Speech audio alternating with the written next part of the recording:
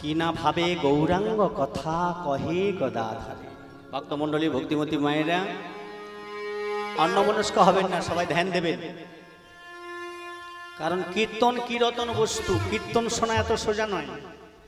কীর্তন মানে মহাজন জেন গতস্য পন্থা, মহাজনের পদকে অবলম্বন করে, মহাজনের পথকে অবলম্বন করে চলাই হলো কীর্তন।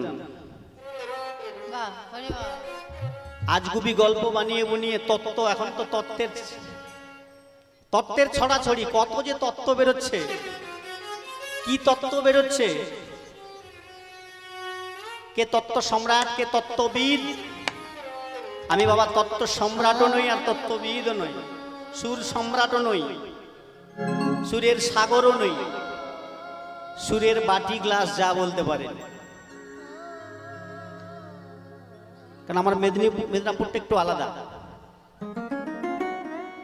তত্ত্ব বিশারদ তাকে বলে, তত্ত্ব সম্রাট তাকে বলে যে তত্ত্ব বোঝে, যে তত্ত্ব জানে, তিনি আর ইহজগতে মায়ার সংসারে আর ঘরে থাকবে না। যিনি প্রকৃত তত্ত্ব জেনেছেন তিনি আর এই মায়ার সংসারে থাকবেন না। সেটা হয়েছিল একজন পরম বৈষ্ণব ভোলানাথ।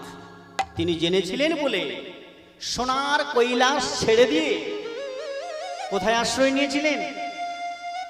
শ্মশানে। নিতাই গৌর হরি হরি।